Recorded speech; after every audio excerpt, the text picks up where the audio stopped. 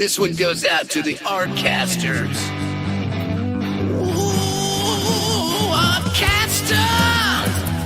I say you're catching your spell, Artcasters. Catching your spell. Ooh, you're gonna cast that spell. Strike the hell. Whoa! Ooh. Hi, hi, hi, hi, hi, hi.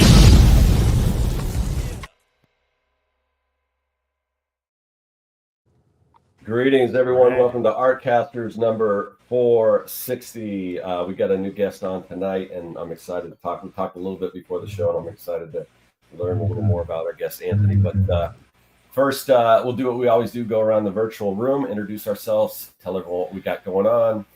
You're on my channel. Really, the only thing I want to promote right now is my comic on Kickstarter. You go to youngandthedead.com and you can back it. There's all kinds of cool stuff, but it's kids versus zombie adventure. Just think Goonies meets Night of the Living Dead. So if you love Goonies, Monster Squad, Explorer, Stranger Things, any of that stuff, just imagine that with zombies. So check that out. But before you do that, our guest had the Kickstarter that just launched today. You need to back first, and we'll get to that in a minute. But Josh. Awesome. Excited to hear about it. So I am a cartoonist. I have a bunch of indie comics, 2 stories, which talks openly about faith and mental illness. And it's hand-lettered, hand-inked, and you should pick it up. It's trying to destigmatize hard conversations about mental illness.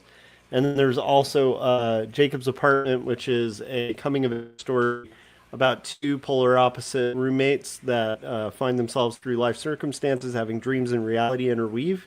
So it's kind of like if you took Eternal Sunshine for the Spotless Mind, put it in a blender with Ghost World, that's Jacob's Apartment. And then finally, there's my music, which is on Spotify and on all streaming platforms under Joshua Kemble. So if you're into punk rock or rock and roll or just music in general, check it out. It's for you to stream. So yeah, that's basically it. So Josh, it's not real bad, but you're kind of dropping out a little bit here and there, which is weird because I just watched 2 of your live streams and that wasn't the case. So I don't. Yeah. But it's not horrible, but every once in a while.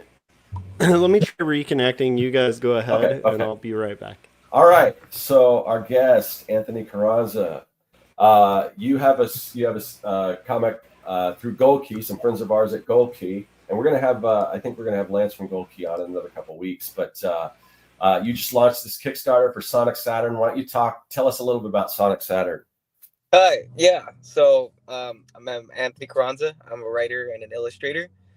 So I've just dropped a Kickstarter today with Gold Key Comics called Sonic Saturn, tagline Tale from the Far-Flung Future, which is Gold Key's first science fiction publication in over 30 years. Basically just bringing back the goodies. It's a space western that basically we cover a bounty hunter named Sonic Saturn as his western moniker with his partner Orbit, and they basically are traveling through the Saturn Cassini division area of the moons, and he's trying to basically outrun his past.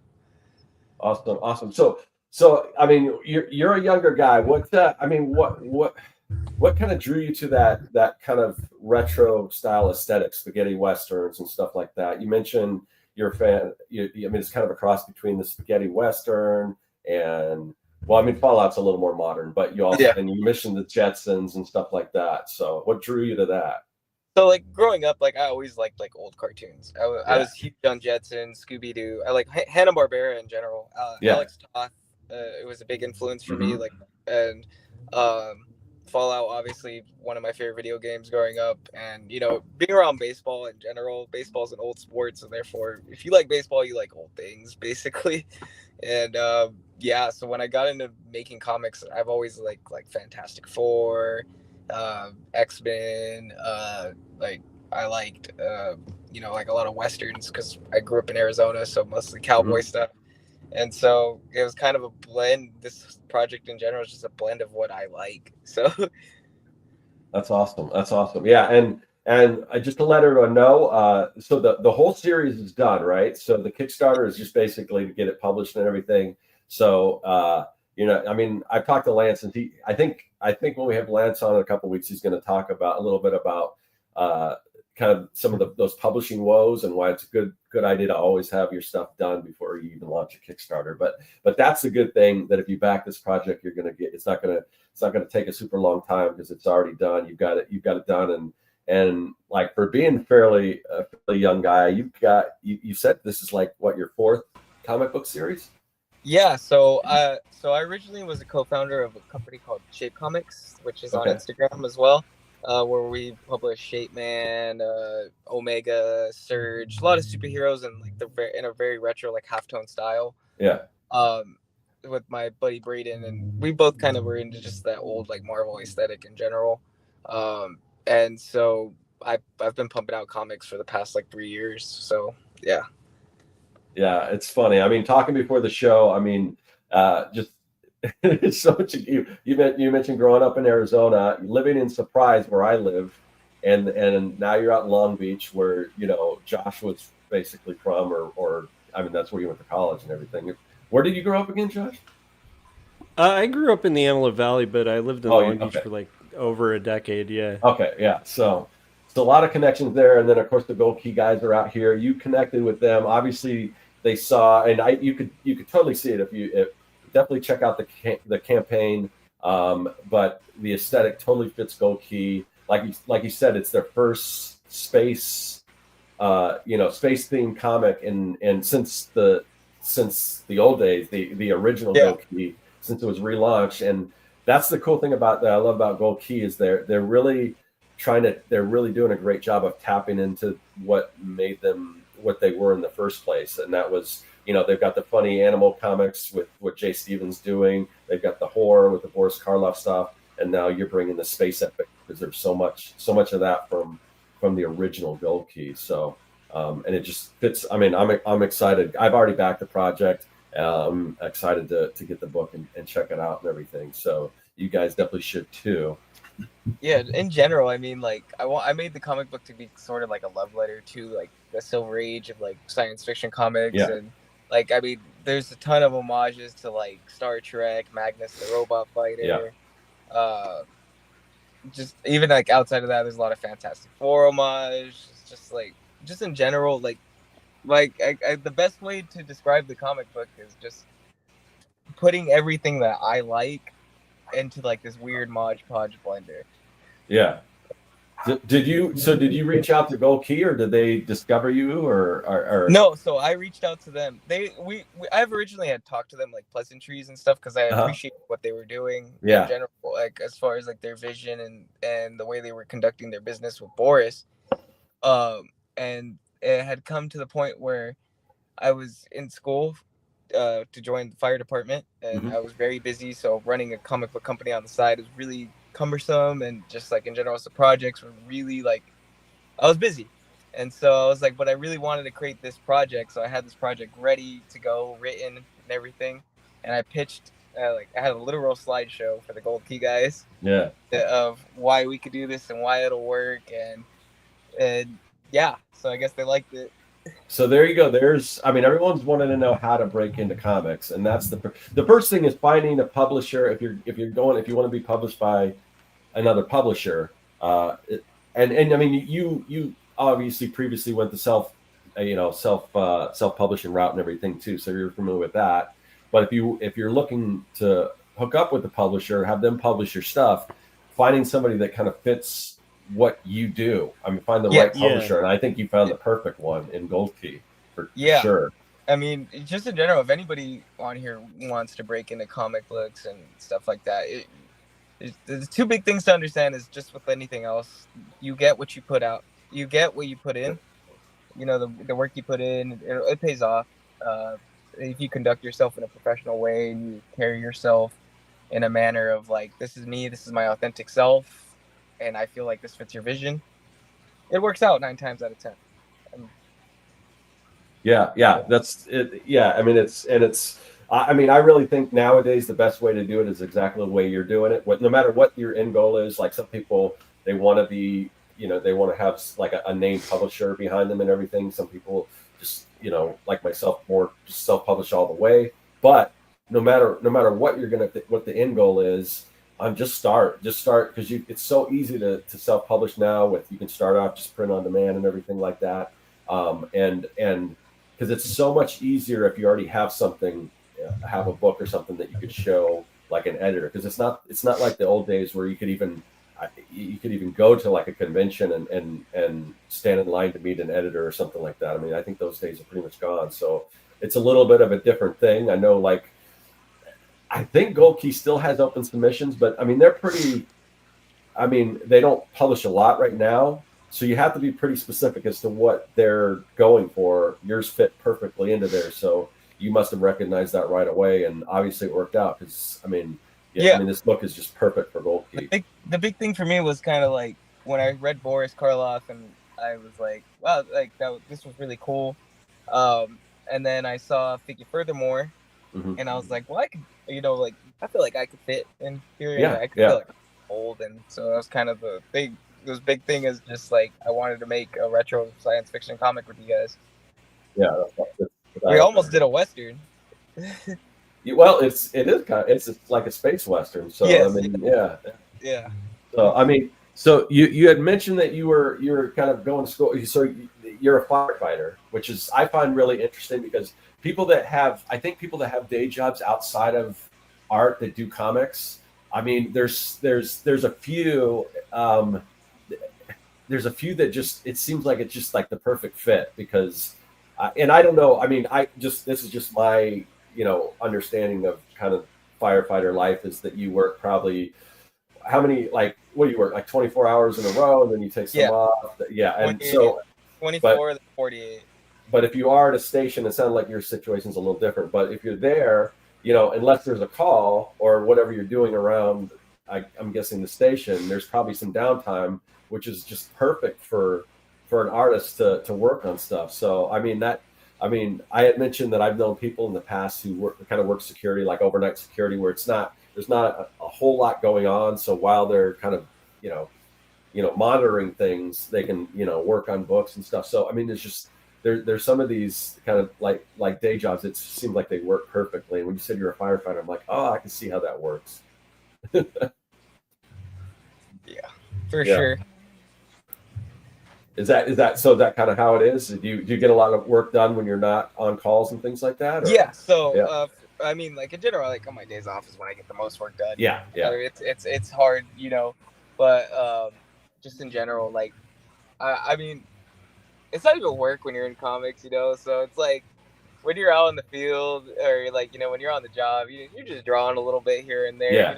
Like you're sitting at a corner somewhere, posted, or just like something like that. Yeah, it's like, but I still get. I would say I get the most work done just away from it when I'm allowed to focus and I'm just in my own quiet space.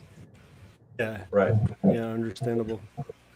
So I guess, I mean, you said you've been, I mean, it's kind of, I mean, I think this is the case with all three of us here, but you've been in comics you had mentioned your earliest aspirations were more animation, and you said you were a big fan of like Hanna-Barbera and stuff like that, which, funnily enough, Gold Key, not only Hanna-Barbera, I mean, Gold Key pretty much published every Disney animation studio cartoon there was. But, yeah. Go ahead. I guess like my earliest aspirations, just like in general, I wanted to, we were talking earlier, I wanted to be in animation. But it's such a cumbersome gig to just like, but especially on the independent end.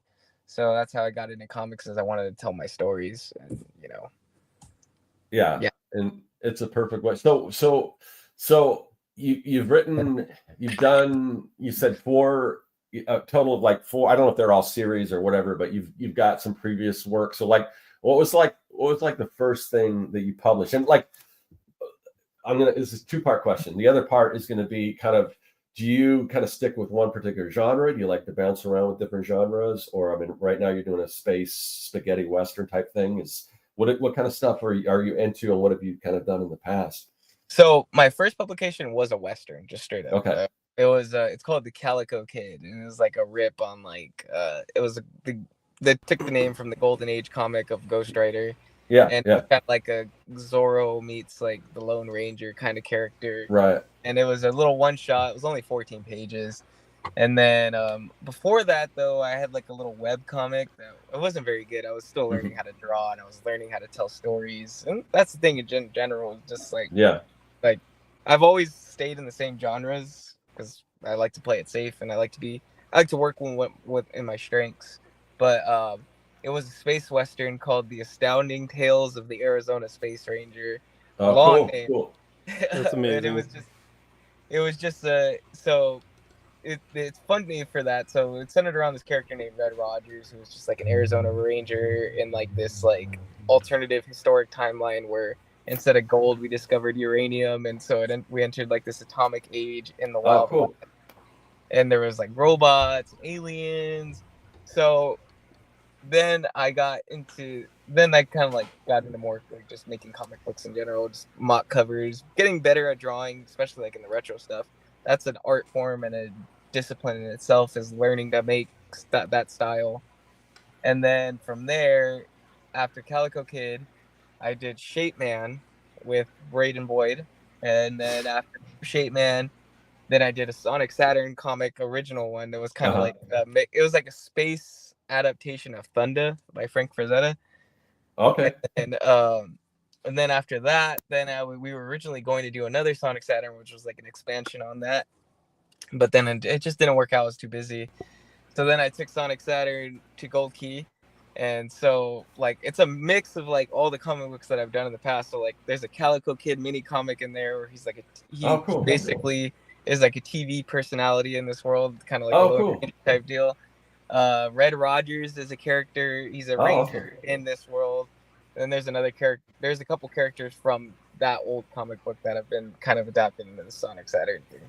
Yeah, it's really cool to see other people's influences, and because I'm in a lot of ways I'm the same way. My thing is kind of going back to stuff. I mean, you go back to before you were even born. I go back to like when I was a kid, like in the '80s. So like my comic now is kind of like a Goonies kind of homage. My next comic is well, it's giant kaiju and robots, but it's also got a huge hip hop element because I grew up with kind of the birth of hip hop and stuff. So, but and then I had a previous kind of failed attempt at a comic. The first thing that was kind of these pop stars in the '70s that got superpowers, and so I kind of go back, but there's always kind of that underlying theme of kind of everything that I do. It's always like a sort of a period piece or whatever, and so it's cool that it's definitely westerns are your things, and now it's kind of you bring in that sci-fi element. But the one thing that I noticed with what you're talking about is anyone that's watched this show or watched any of my content on YouTube, I got a series called Making Comics 101, which is like the most comprehensive free course on how to make comics. So I've got tons of content where I talk about making comics, and you perfectly kind of sum up everything you should be doing right, I think. And obviously it kind of proves my point because you're finding success right now and finding in hooking up with Gold Key and everything. But you started small. You said your first comic was like a 14-page comic.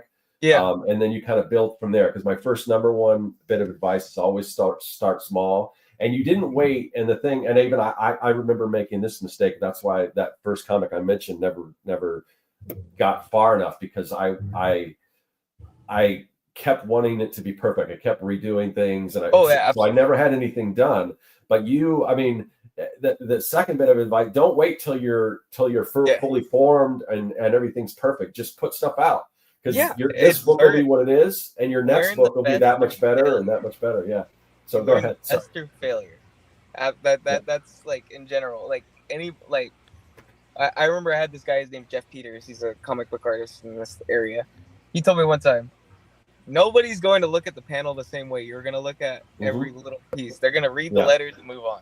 Yeah. And so those little mistakes that you're grinding on, just trying to get every panel perfect, just it doesn't matter. We got some comments. That sounds really cool. Right up my alley, Dylan says. And then let's see. So But Yeah, I'm actually kind of curious. How did you get, like, what got you interested in kind of retro comics? You know, like particularly like sci-fi and westerns and stuff. Sounds like 50s, 60s, early So 70s stuff. Like, so the big thing, I guess the easiest like segue into that was, so I was already doing like comic books and stuff, and I guess like my drawing, the way I learned how to draw, I was originally like doing like cartoons, like very like Hanna-Barbera style, like very like Yogi Bear, Jetsons kind of deal. But yeah. then when I started seeing like companies like Retro Supply and True Grit that were producing halftones, I I work was with like, Retro Supply. I've got yeah, I've got a few products up there that I've developed with them. Yeah, and I'm working nice, on some yeah, more. yeah. Cool. Yeah. I've got the opportunity to be featured by them a couple times. Great people, good Cool. people. Awesome. They were True Grit, good people. So I guess I just kind of like dove into that craft because I really enjoyed using this product, and so that was kind of, I Got guess, it. the easy way to get into it. Got it. So you kind of like the aesthetic, like just kind of the vibe of it. Yeah, yeah. I've always Yeah, like, that's I mean, awesome. like our shape comic stuff, we do like paper textures and like distress and like halftone. Oh, That's an art in itself.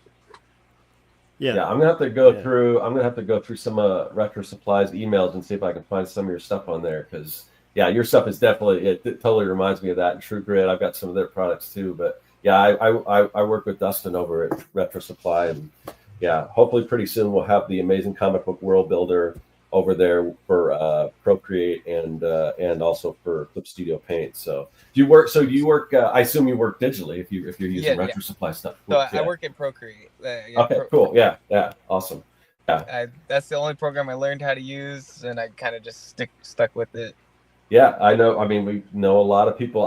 To me, I've got to have like a big service. So I got service. So I've got my Cintiq and stuff. But man, I mean, we've got a lot of friends that just swear by Procreate, and I use it a little bit here and there. But you know, if I'm out and about or whatever, but I need to have that real estate. It definitely has its limitations, but Yeah. it's fantastic software, especially for like a starter.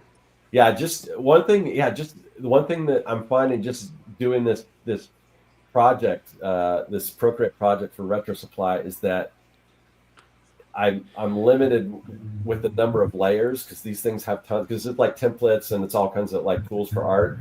And I've got to figure out a workaround because I can't put as many layers as like the Photoshop version that I developed because there's the higher the resolution, the less layers you have.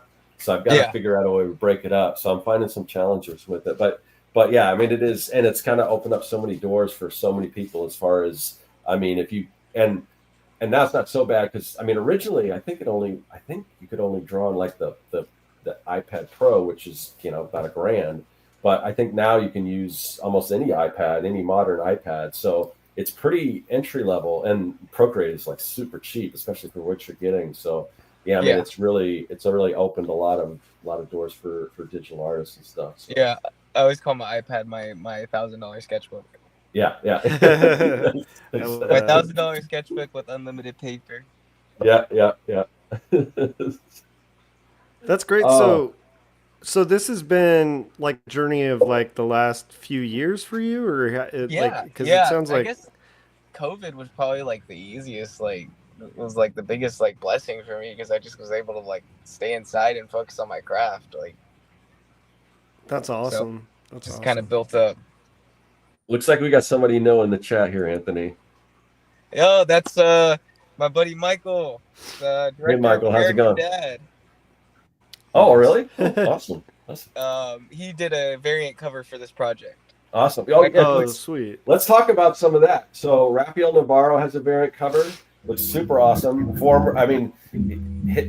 He and Josh here have something in common, and they were both Zurich Award winners. I kind of know Ralph through Ralph Miranda. We've had him on. Ralph's like really good friends with Raph, so there's our connection. I knew there was one. I knew we would find it in Long Beach. Well, it's just in talking with Anthony, there's so much like the fact that he grew up in Arizona and that he's out by Josh now, and I know there's got to be more people that were. The creative world is a small world. Oh yeah, especially the comics world. Yeah, it's wild. There's also Jay Gonzo variant cover. Jay Gonzo, we got to get Jay on the show. I've talked with Jay a number of times and at shows and stuff. We definitely got to get Jay on the show. But his stuff, I mean, I'm just in I'm in awe. His book is like the most beautiful book.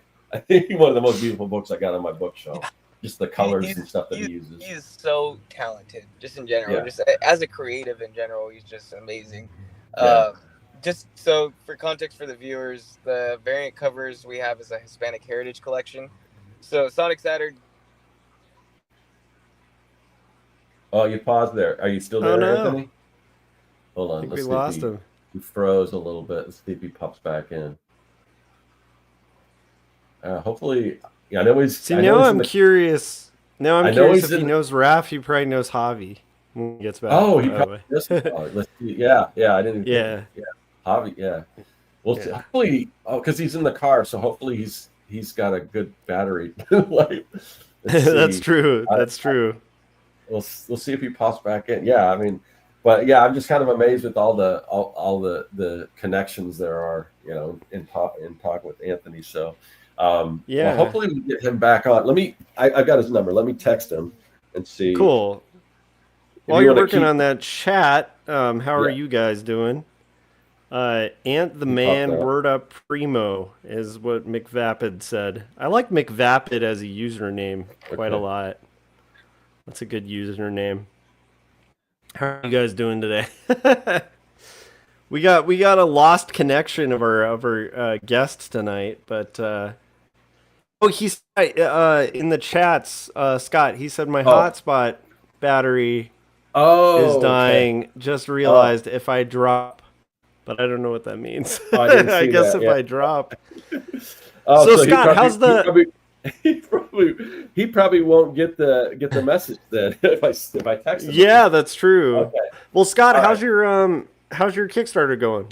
It's going pretty good. Having it rough. I mean, it's kind of in that we talked about the Kickstarter and sort of that basin, the kind of bathtub was where it starts off high, then it kind of goes just pushing along. So it's pushing along right now. I'm going to start reaching out to people and stuff tomorrow. Oh wait, he just texted me.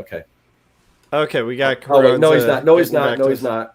It's just my stupid. It's my stupid thing dictating everything I'm saying in the. Oh, okay. I thought it might have been one of those those texts that come just randomly where it's like trying to get your insurance info or something. Yeah, that's like, by the way, you scammed the IRS, Scott. You need to text me back your social security number.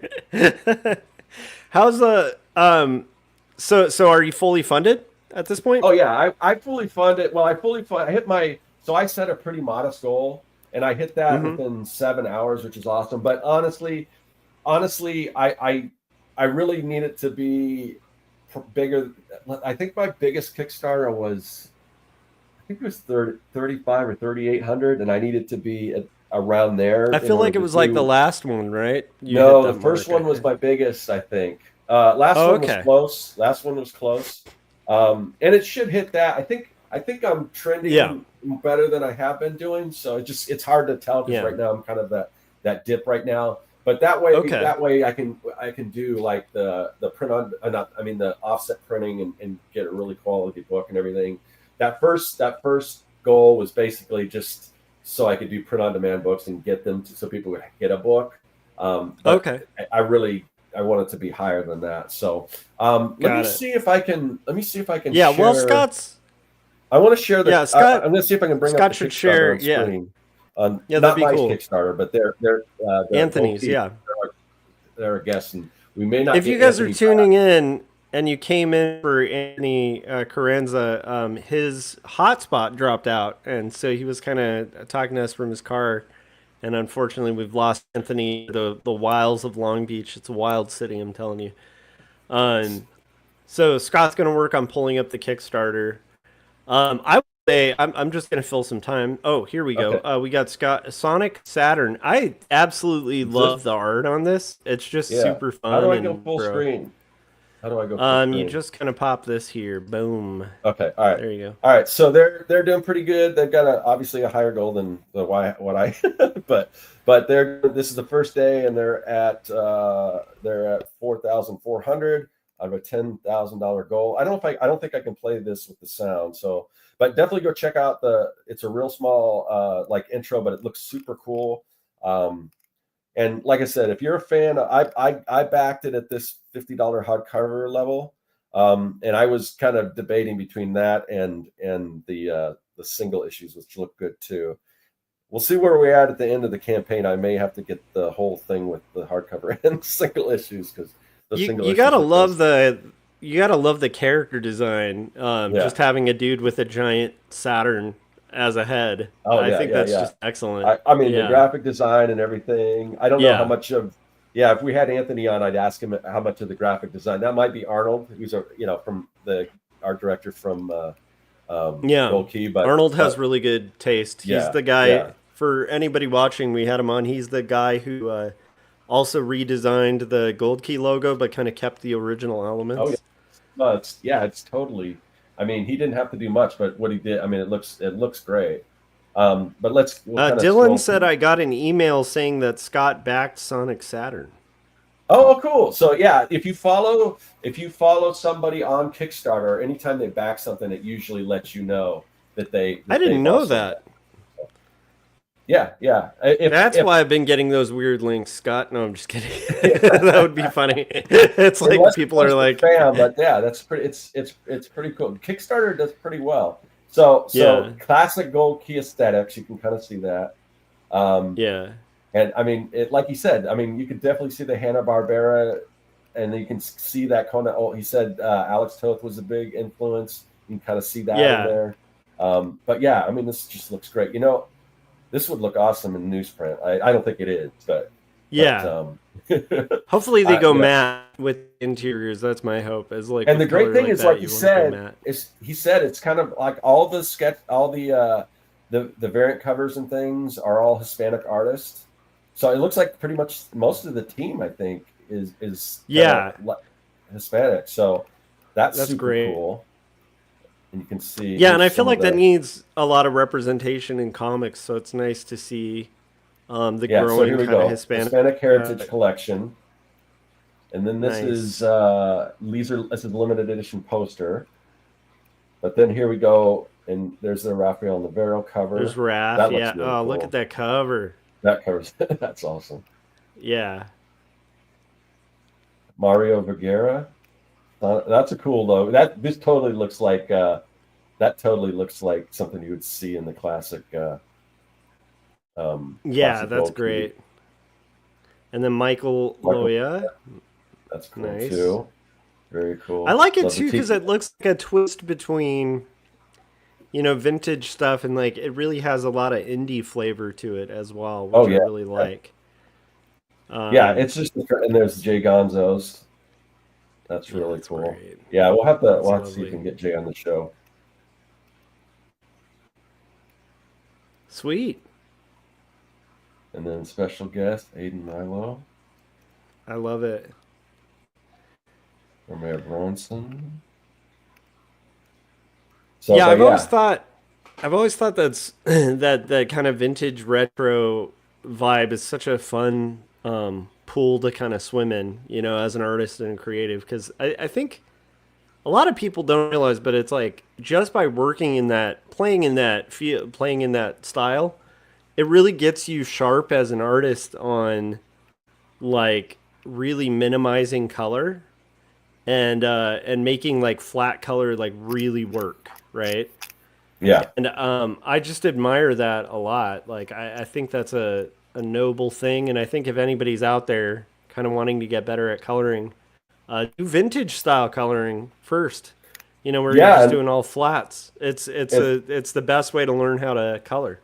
You and know. it's cool that he's using retro supply stuff. So I know they have a lot of guest artists like through their social media and stuff, and Yeah. people are using their products and stuff to get that retro feel, and it's super cool. And I mean I've been so busy I haven't had a chance to work on my project with retro supply, but I'll be after the Kickstarter. I'll be back to it. So I'll have some really cool new cool tools and things for.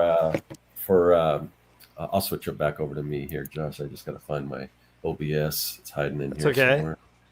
I'm Where is it? liking the sneak previews of pages. If you guys zoom in super carefully, you Hold might on get one second. a huge There we go. sneak Okay, peek.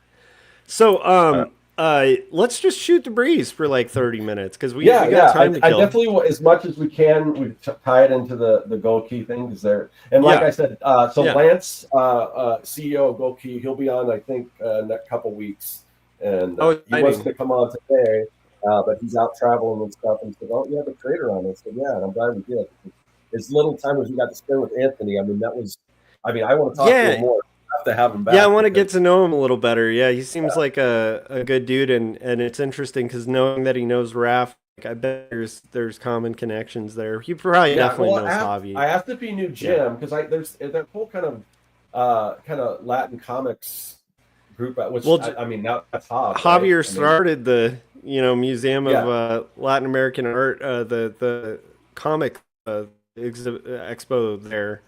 And so he's got like mad connections there, and then Hav and Jim are like super tight, so they're usually connected.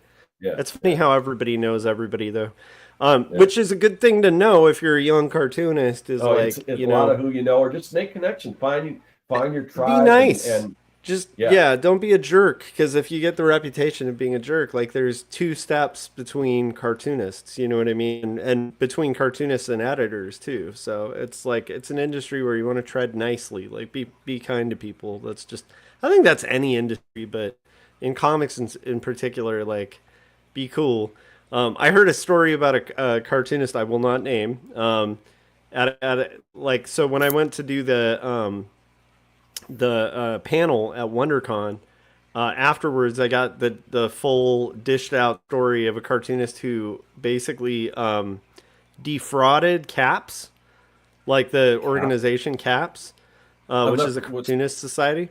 Okay. It's not the NCS, it's like the other one. Like there's 2, but they're the 2 main ones, and they had just stolen like $10,000 from CAPS, and I'm like, that's really bad. Like, not only is that just unethical, but that's like the stupidest thing you can do as a cartoonist. Yeah. Like, who's in CAPS? Like, you've just burnt every bridge in the comics industry. Yeah. So be nice to people out there. What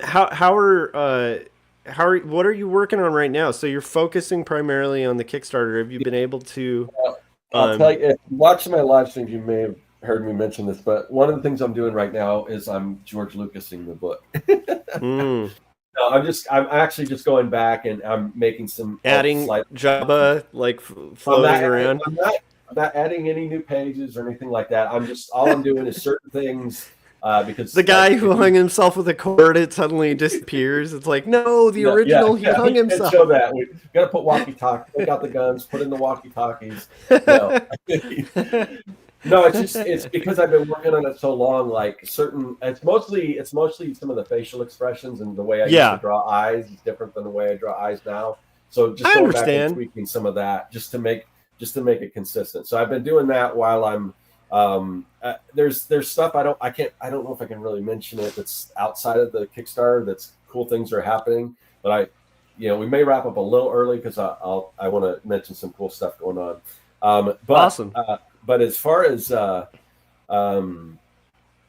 Kickstarter, I'm doing that, and just I was hoping to do a live stream, but I just had so much stuff going on last night. But I really got to get out and start reaching out. Here's your live stream right here. Yeah. Right.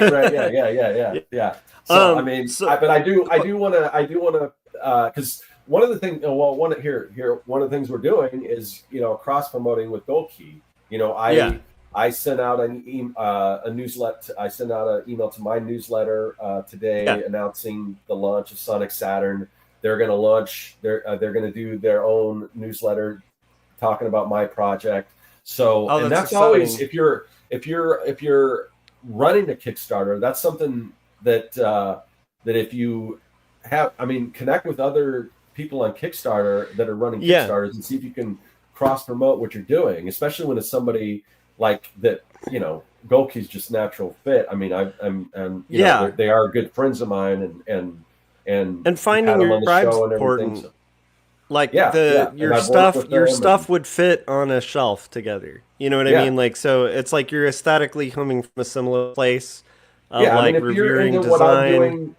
If you're into what I'm doing, chances are you'll be into that. And that's all you have to do is go, hey, I know obviously you guys are a fan of nostalgic stuff if you follow me and everything. So definitely check out check out their campaign. Same thing, you know. Yeah. So Anthony's art is really beautiful. By the way, if you're tuning in, you guys, for Anthony Carranza, his hotspot went out during the interview. So we're still promoting his work and promoting Gold Key and Sonic Saturn, but Anthony will not be with us because we have him back for a full episode. We'll have him back. So I'm just, again, we got 20 minutes. I draw a Python yesterday. I watched both your live streams. Yeah, not live. Yeah, and I watched part of it live, and then I think I had to go to sleep, or so I forgot which one was which. We were kind of confused on the days. Yeah, so it made me think of like a kind of topic that we can just dip in, like we can touch the surface of, and then maybe go deeper into. And I think we'll tie into Sonic Saturn. Yeah. So I'm working on this thing. I'm asking myself all these questions. Like I'm like, okay, I have a Python. Like this is for a client, right? Yeah.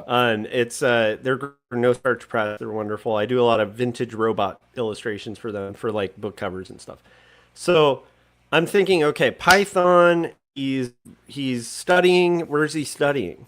Mm-hmm. And then I answer that question with the drawing. And then I'm like, okay, well, what's on? Like he's going to be on a chair. What does the chair look like?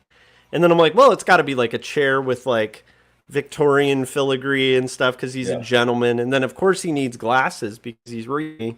And then if he's studying, like he's going to have like a pencil like on his head, like wherever his ear would be, even though he's a snake. And I'm like, well, he's probably got some like coffee or something to kind of keep working. And then I think, oh, well, there's got to be something snake related on the coffee mug. Anyhow, that whole process, I was realizing that, especially with teaching Art 1, that's something a lot of people miss in art is that improvisational imagination of it. That's the fun stuff. When you come up with like a challenge that's just obscure, that doesn't have all those details.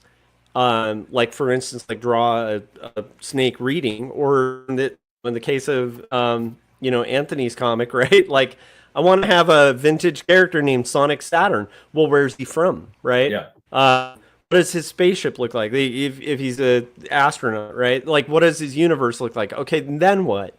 I think that sometimes people get so lost in the sauce of like structure with storytelling, which I'm a nerd for like story books and stuff like that they kind of miss that yes ending that happens when you just allow yourself to let your imagination chase an idea and then go, well, what happens then? Or how would that work? Right? Like you're drawing a character and they're standing and you're like, well, how are they going to really be affecting the ground like that? Or do they need to, like, Scott's going to be drawing mechs. If he had mechs sitting on the ground, he's probably going to draw it with ground and then go, wait a minute, this mech's heavy. Like, so it's pushing into the ground. Like you start imagining like what this thing looks like. I guess my point is that like part of, like, to me, I just was having so much fun with it that I was remembering, like, that's the fun part of our job is like the going, oh, and then what would he be wearing? Like what's the environment like? What's the lighting like? What is a snake studying? Do you have moments like that? And why do you think it is that like young artists are so kind of hesitant to go out into that territory and usually want to do just like almost like rote drawing where it's like, oh, what do I draw? What do I draw next? Yeah. First of all, I wanted to say, I mean, the live stream you did where you were doing the Python, that's just such an excellent example of what you're talking about as far as brainstorming. And you are so good at that. That's no wonder you're a teacher, because I was doing a live stream. I don't know if you caught the live stream where I did the Big Puff Marshmallow Man zombie. I love it so much. And I realized how great you are at talking while you're drawing, doing this whole thing. I mean, you're just kind of a natural at that. And what you started with on that live stream, aside from the part where you were drawing on the wrong layer and you had to redo some stuff, which I hate. I hate when that happens. Yeah, I do all the time too.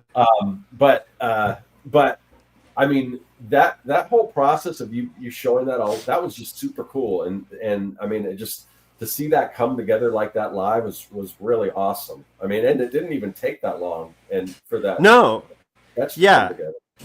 but it's I just think the thing that's interesting is we all do it. We all do that thing. Like with the you draw something, you go, well, then what are they doing, and why are they doing this, right? Or you're writing, and you're like, well, I need this character to get here for the plot to move forward. Well, but how would this character react if this other character did this, right? Just Yeah. allowing your imagination to like chase an idea to a logical end. And it could be anything. It could be a snake. It could be a bucket. Like it's like Yeah, and it's a talking bucket, and it needs to be, but you just start asking questions about it, like, well, how does the bucket talk? Like, let's say a client hires you to do like a talking bucket. Like, how does a bucket talk? Like, are you going to use the circular part of the top as mouth on this thing, or is it Right. going to be like, you know? And these are the fun things of art that that I think people miss out on when they get too locked into trying to make pretty pictures. Does that Yeah, make the- sense? Yeah, and seeing the brainstorming with other when you had Gary chiming in with the idea for the what went on the coffee cup and everything like that. Yes, And, group.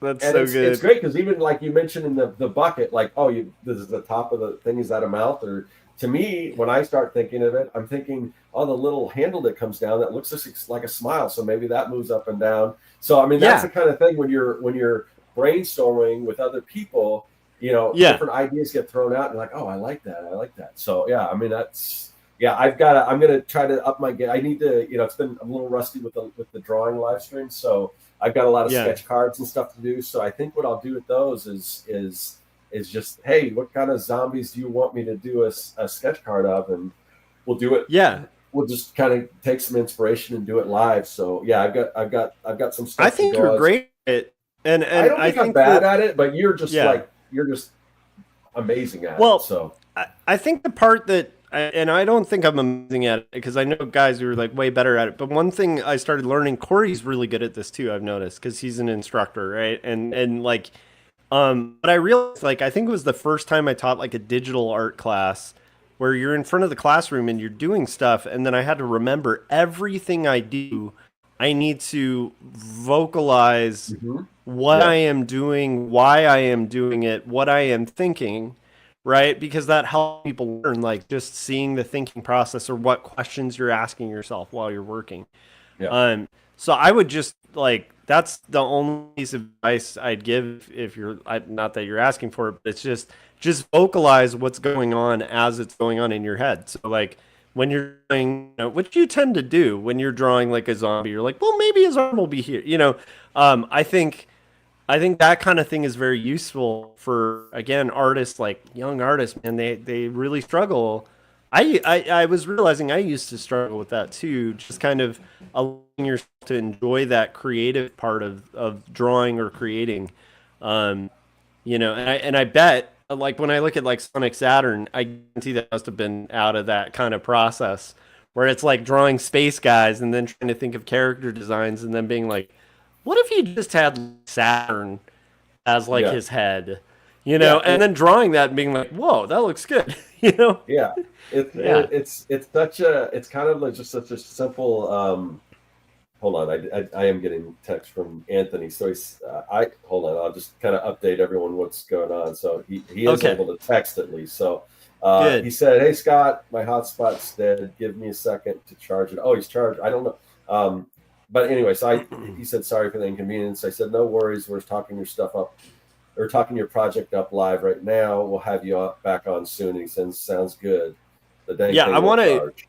I want to hear more about the other characters too. Like he kind of mentioned some of that. That it's. I mean, yeah. So it's super. I'm super excited for the project. Like I said, I already backed it and everything. So I'm excited to.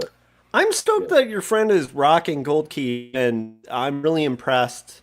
We'll have him in. He was actually we'll see if he's still, and I think I could talk about this because there's not much to talk about other than I think they were talking about, he was talking about doing another company too that can publish things because they obviously have a certain vibe they want for Gold Key, but he wants to do some other stuff too. So in a couple weeks, the next time I'm hosting, we'll have Lance on, and we'll talk about some of the other stuff and everything. But that's awesome. They're doing a good job. You know, I mean, it's a slow rollout. I mean, this is their third book, and like I said, they're experiencing some issues with Jay Stevens. Just I don't know if it's health or stuff going on. That it's going a little slower, but they of course. Well, also just cartooning. Cartooning just takes forever. And he's the busy guy and everything. So, but that's why they said, okay, when we do another project, it's going to be totally done. So, and that's again good advice. If you have a book that's fully done, that's the best way to take it to a publisher, because it's like, I mean, then it's kind of almost like a no-brainer. Well, and tying into what apartment, you know, although you had to color it. Tying into what Scott was talking about, because he was saying he's kind of going through Young and the Dead and doing little touch-ups. So Jacob's Apartment was my first graphic novel that I completed ever. And so there were a lot of little panels and slight inconsistencies where like a sign in the background would change. Like, you know, maybe I wrote like a name for like the restaurant in the background, and then the name was like missing a letter, or, you know, just like tiny little sequential things. And I did go over it with a fine-tooth comb before we published it, like with my editors. Yeah. I don't think that's bad.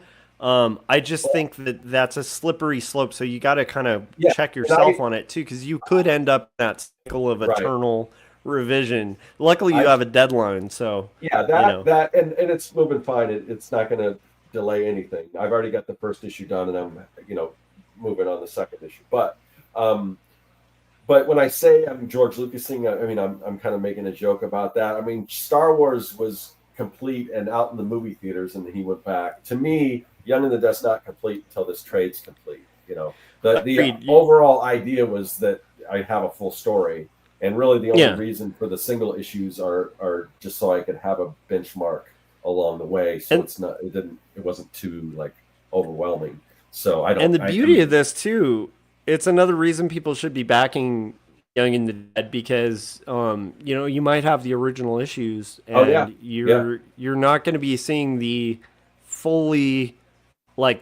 author version of this. Yeah, and there's even a previous version. The very first number one issue of Young and the Dead. The issue that I have right now looks a little different than that, because when I first did it, I made kind of that. One of the things I did is I made that faux pas with the crossbar eye rule, where I had crossbar eyes and everything. So I went back and changed the lettering. Wait. What's crossbar eye rule? Explain it. The crossbar eye rule is that you don't use you know what a crossbar eye is, right?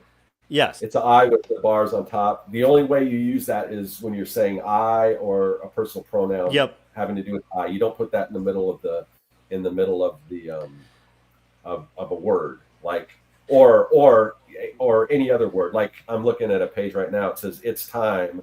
It's wouldn't have the crossbar I, but if I said I think it's time, then I would, but it's wouldn't work. 100%. So that's a common error. And you know what's interesting? This is just, again, we're kind of Anthony is out, so we're shooting the breeze. But I think that the evolution of type in comics is really fascinating. Like, I was showing my students some Little Nemo pages the other day, Little Nemo in Slumberland. And these are like they're more beautifully drawn than like almost anything in comics today. And it's from like 1908. It's still mind blowing to me that you have this one artist who's having the primary output of this once a week. Like one of these giant, just insane pages that would take me like a month to draw, However, the type is just like wild. Like, because they didn't quite have the science of the word balloon worked out. Yeah, wasn't that the invention of the word balloons, Little Nemo, or am I wrong? It wasn't the invention, because they incorporated word balloons in like a lot of French cartoons in the past, but a lot of political cartoons. But it still was kind of squishing it in there, And then you see like George Harriman's pages, like 20 years later, or whatever, start really refining the all caps lettering. Yeah. And you see like Charles Schultz like really start getting it down. and you start seeing these guys like evolve it to where it is today. But like, prior to like a lot of people just kind of assumed this thing was set in stone. And one of the things I love about knowing that, and I'd encourage people to look into that, like that early history of comics, you start realizing how much of a blue sky there is. Like even with top, what Scott was talking about, that applies to kind of traditional comic lettering. But the boundaries and the invention of that thing can always adapt and like modify to fit whatever your story is. And I think that's one of the most compelling things about our medium. Maybe one of the things that keeps me in comics is the excitement that it's still kind of undiscovered country, even though it's not. It's still a relatively young field. I guess animation would be up there too. But that's really interesting. I want to bring up Gary says he back to Kickstarter. I see he's talking about Sonic Saturn, so yeah, definitely. I mean, you should. Kind of dropped out, but we want to keep promoting Sonic Saturn on Kickstarter right now. There's a link in the description of this video, so definitly check that out. I mean, check it out. We got to find out who did the graphic design on it too, because it's if we had Anthony, we'd know if he does graphic design. I mean, and is he rocking his own colors? Does he have a team? I'm guessing maybe if he's kind of into the whole retro supply, True Grit supply thing, he's probably in design as well. So yeah, but who knows? Could have been Anthony, could have been Arnold. I don't know. Could have been both of them together. But it looks great. I mean, I know Arnold had to have some input because they're definitely wanting to keep that whole aesthetic, throughout all the Gold Key stuff, like the original stuff. What I want to kind of mention at the top was with Gold Key, when we had him on. I know you're familiar, like one of the owners. I don't, and so that was my first time kind of meeting him. And what really impressed me is how committed they are to kind of honoring the look and the aesthetic of Gold Key. And so far, the fact that they haven't just chucked it, they are keeping with it, even though it is a slow roll. Yeah. One of the things that will also be interesting if we have them on is to ask about just how being impacted with the tariffs right now, because I would imagine that's going to be I'm pretty wild, Campaign, I don't know. I have a friend who does t-shirt, like they run a t-shirt company, and they were telling me that their quotes, like they have everything set, because companies work in like seasons, right, where they like pre-order. I'm not explaining it for you, Scott, for our viewers. They like pre-order per season, and they pre-plan it, and they pre-quote with factories, and a lot of stuff's already shipped on boats and stuff, and and so like just and out of nowhere, 155% is what he said his increase was. Jeez. And I was like, how do you even plan for that as a business? That's crazy. Yeah, I mean, I guess I don't want to get too political, but fortunately, I think printing it's not. I mean, a lot of printing is something that you probably can find in the US. Yeah, but there's not everything you can. Not everything is. It's some things are impossible to do in the U.S., but I don't want to get into all that. But no, I was just curious about not trying to get into the politics of it, but just as a business owner, doing comics, like that'll be an interesting thing just to ask about. Yeah, it's navigating because everything. I mean, there's a difference. I'll say this: there's a difference between big business and small businesses, and as a small business, it's not great. It's not great. It's not. Yeah.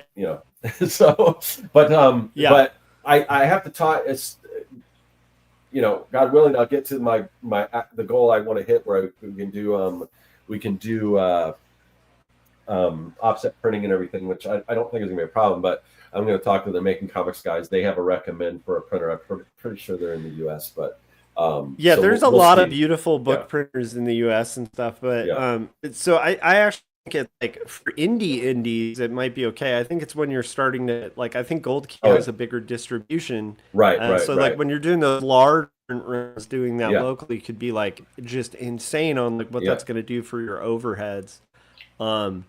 Yeah, But I'm sure we can talk all about luckily, that stuff. yeah, luckily also like Canada has like pretty good paper plants, and they don't have 150% tariff. So like, there's still Right. like some places you can source from that'll still be cost effective. Yeah, But yeah. it'd just be interesting. Um, uh, so Scott, like, you are touching up Young and the Dead.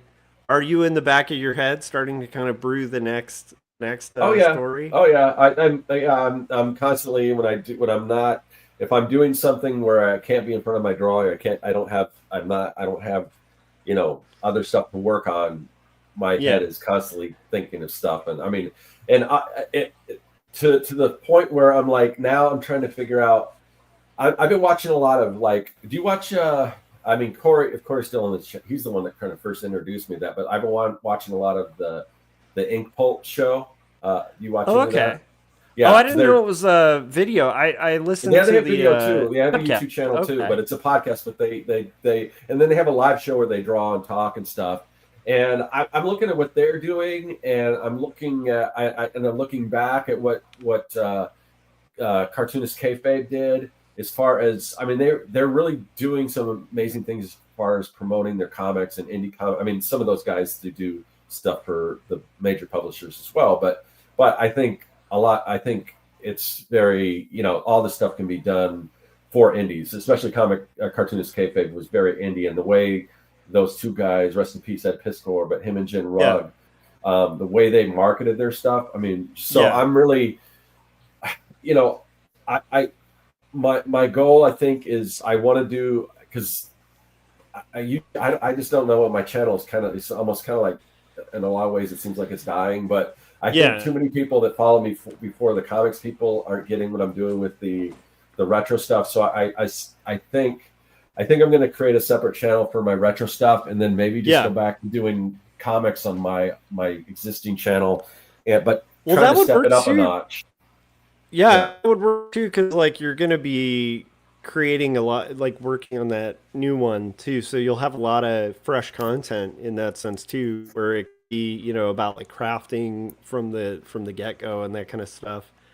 Yeah. Um, So, but I think I think taking some of those leads and what I'm seeing, I think there's a really way to build an audience around indie comics. And now that I don't have like Young and the Dead, I really couldn't do much with because there's so many spoilers, and yeah, but with the new one, I really want to show that kind of like what you're doing, just kind of show that process um and like the whole idea, show it come together. And like because after this Kickstarter, I mean it's a little premature now, but I should have been promoting my Kickstarter. I should have created my Kickstarter page a long time ago because I think the Kickstarter that Sean Crystal from Ink Pulp is running, he's had his pre-launch page for a while. He said he wants to get 1,000 people signed up before he even launches it. So I mean, interesting. you could almost do that, and like while you're doing that, build just hey, if you want to Build the momentum. I Yeah, could say, hey, the Kickstarter. I mean, I'd probably wait a while till I'm a little into it, but once they start production on the comic, yeah, just like, hey, I'm starting this thing. I've got a Kickstarter. There's no set date when it's going to launch, but sign up yeah. so you're available, and then build that as you go. And there's Anticipation, and you're almost building like a little army. Yeah, that's and great. the other thing that he's doing is what I do, how I've been able to build up my mailing list is like with the Comic Maker starter kit. Yeah. He's giving away, like if you sign up to his launch page, he's giving away a free digital sketchbook. So something like that, Okay. like create another product that people want in addition to like the Comic Maker starter kit or whatever, something that you get for signing that up. So because that's done, I mean, I've done really well with building my mailing list with the Comic Maker starter kit. So Okay.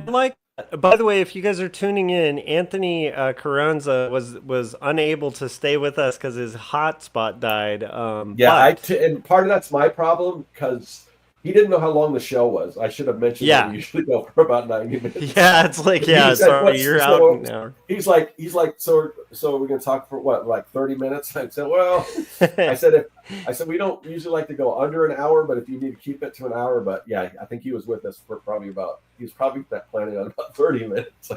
Yeah. But it's kind of sad because we were starting to scratch the surface of some really interesting stuff. He was a great guest. You guys should check out Sonic Saturn. The Kickstarter is live out through Gold Key, and there's a link in the description. So consider it if you're into like retro stuff. I am finding a couple things I figure out. I got to touch base with Corey to figure out, because I'm going to be going back to kind of daily working on music for like 15 minutes. I want to see if I can stream it while I'm recording. That'd be something. I mean, I guess if you can do it with art, maybe you can do it with the. Yeah, so I'm going to talk to Corey. I figure if anybody would know, is there a way to kind of have the audio from GarageBand going while I have audio that's outside of GarageBand going? That would be the part that, because I'm talking about live streaming, not like editing after the fact. That would be, because it'd be easy to do after the fact, but I think that would be really fun for a live stream just to show how you can just take. Yeah. I gotta figure it out, and see if I can figure that out, because I think that would be really fun for people to participate in. Yeah, but even if you wouldn't be able to have the chat rolling, but you'd get a similar experience if you just recorded it and then put it up there, because you could still see the process and everything of how you do it. Yeah, that's true, but I think live would be the ideal. Yeah, I gotta talk to Corey. If you're in the chats and you're listening, let me know if you're down to meet and troubleshoot that with me. There's if you can't do it because of the sound. I mean, you could record it, and then probably there's a way to stream it live so you can get and you could comment on it with people while it's running. I know there's premieres where you can do that, or you could probably comment via your voice, like when you're not. Like if you're breaking in between what you're doing and say, "Oh, this is where I did this," and then respond to some questions. I don't know. There's probably some way to do it. I think there might be. So what I'm wondering is, like here, if I share or I present something, right, through StreamYard, right? If I share or present like a audio mixer might be good. Yeah, I should look into that. I was thinking just like if I just present, maybe I just have to do a test run, because I wonder if I present the GarageBand, right? If what I'm playing through there and recording through there will sync, and then I can have this as just the audio on a separate thing.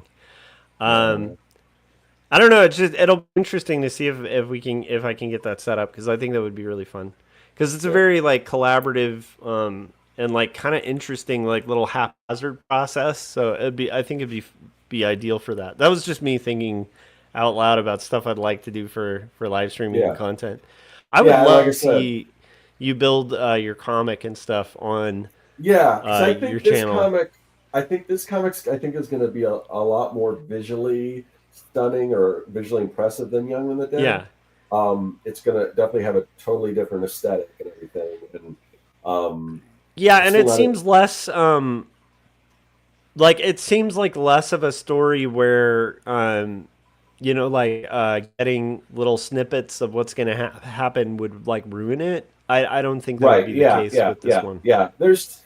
As far as what I know now, there's not much written, but I mean there's things like, I'll just say, like if you've seen Pacific Rim, there's like wow moments, like when that sword came out, you weren't expecting that, and everyone in the theater's like, wow.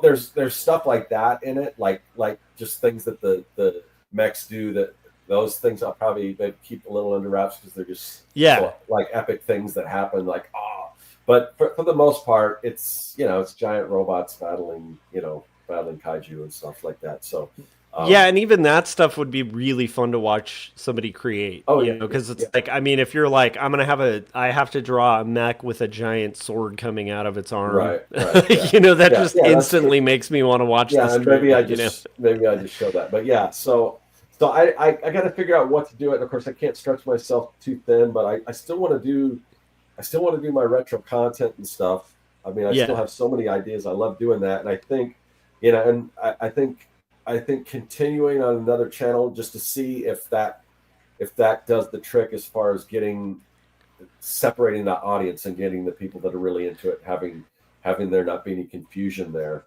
Yeah, and you can just unlist the videos temporarily and try it out, and if it sucks, you can always go back. You know. Yeah, we'll see. I mean, there's a number of different ways to do it. I'm still trying to figure out that, and there's a bunch of other things that you know that it's going to be a little while before I decide exactly what I'm going to do. Because right now, if you've seen, just because I'm running a Kickstarter, a lot of the vintage stuff is kind of taking a back seat. But I'm working on a collab with Kevin Cross that goes back into what we were doing, what I was doing before with the vintage, retro stuff. So nice. So we'll see. We'll see where what goes where, if it's on a different channel or whatever. But there's a lot that I'm thinking about, like now that Young and the Dead's wrapping up, what the next step is and everything. Because I'm excited. Whereas before, everything was with Young and the Dead was kind of low key as far as me promoting the comic. Other than I guess the whole idea of me just doing comic stuff on YouTube was sort of promoting it. But I think that I can step it up a notch and really I agree. build anticipation. Yeah. Yeah, and what's great too is it's kind of like a fresh start in the sense that Young and the Dead, you started, the internet was even different back then. So it's like it's a whole different game now, and you can kind of better adapt to that, I think. Yeah, that sounds really cool. If you guys haven't, if you're really into retro stuff, amazing kind of, think like late 50s, early 60s, some early 70s, sci-fi comics back when space guys had cool globe type helmets and stuff. That style of art, if that makes you feel really nostalgic and good, you guys should check out Sonic Saturn. Our guest today was Anthony Carranza, who was unfortunately lost his connection, but he did an incredible comic for Gold Key. We'll try to have him on later on. But if you guys are tuning in, check out Kickstarter. Consider funding it. Yeah, we've got words from a couple of people in the chat that they backed it. I backed it. I mean, it's a spaghetti western in space. I mean, it just looks super fun. It's what's not to love? Great art. Yeah. So, and it's cool that he's such a young guy and that he's drawing from stuff that happened way before I was born even. So that's really cool. James Barber said I had a Gold Key Star Trek comic. Yeah, I think that this is a shout out too. Yeah, that was, like you said, Magnus Robot Fighter. There was Lost in Space. I think that was that the first Gold? I'm not sure. There was. I'm trying to remember what it was. It was because first it was Space Family Robinson. Yeah. And then there was kind of the series was called Lost in, because it was kind of the same ideas, and then I think they melded the two. I don't know. There's a whole story behind that, but yeah, I mean, Gold Key's always. I mean, that's the cool thing about Gold Key is they always had different genres. Whether it was they had their funny animal line. And it wasn't just UFO flying saucers, Magnus Robot Fighter. They were one of the first, I think, Fantastic Voyage to really license stuff. Like all the TV shows, they had all the different TV shows, and then they had the horror, and then they had like I said, funny animals and space stuff. I'm glad you brought up Space Family Robinson too, because some of those covers are some of my favorite B-movie poster style painted covers I've ever seen. But that's what I love about that comic Sonic Saturn. It just feels right at home there. Absolutely. Well, I mean, we're kind of past an hour, and since we don't have a guest, we want to wrap it up. I wanted to hang out with you a little bit after I wanted to talk about some stuff, plus we made it happen. Jen must be home because my dogs are going crazy. Your dogs are letting you know. Yeah. Do we want to sign off then and everything? Yeah, that sounds good. Thanks to everybody in chats. If you like indie comics and you particularly are interested in talking about mental illness, destigmatize conversations about depression, suicidal ideation, and panic disorder, which a lot of people experience and not enough people talk openly about. I made a whole comic that's really candid and was uncomfortable to write and publish and I'm really proud of, and I've gotten feedback from people that it moved them quite a bit. It helped a lot of people who struggle with those same issues, and it's called Two Stories. So consider checking that out. And then also Jacob's Apartment, which is a coming-of-age story about a young man named Jacob who has a roommate named Sarah. They're polar opposites. Jacob's father has died. Sarah has just been through a breakup, and they're trying to figure out their identities as creators, because they're both creators. And as they're trying to figure these things out, dreams and reality are interweaving.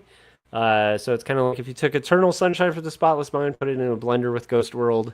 If you like that flavor, you'd like Jacob's Apartment, Doom Romance. And then also there's my music, which is Joshua Kemble on streaming platforms and stuff like that. Give it a listen, add it to your Spotify playlist or whatever streaming platform you listen to music on, and give it a listen. Check the albums. I'd say the ones are much better than I think the first ones. I've gotten better at this whole solo album thing.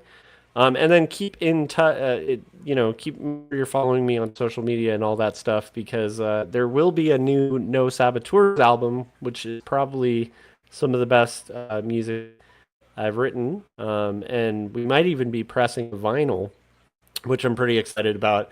But we're doing the art for that right now. Oh, wow. That should drop in the next month or so. So yeah, make sure you're following me. Scott, how do people keep track of your stuff, and what is the most important place that they can go to support you right now? Yeah. So first of all, just one more shout out to our guest, Anthony Carranza. He's got his comic Sonic Saturn. There's a link in the description of this. You can go there to the Kickstarter. Definitely check it out. It looks awesome. I backed it myself. And also, I think his social media links are in there, his Instagram and everything. You're going to follow what he's doing. So definitely do that. As far as me, the only thing really right now I'm promoting is Young and the Dead. You go to youngandthedead.com. That'll take you to my Kickstarter.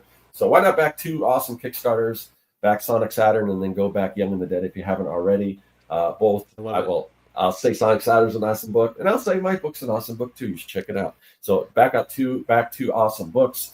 And as far as this show, the Artcasters, we do this show pretty much every single week.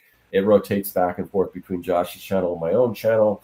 And we have different guests on. We have different topics and things. So if you want to be notified when we're going to go live, because it can change, just join our mailing list. We don't spam you or anything. There's a link in the description of this video.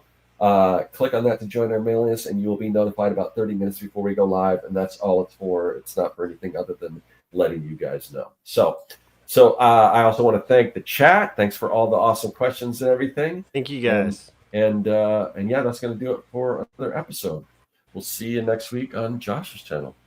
Later.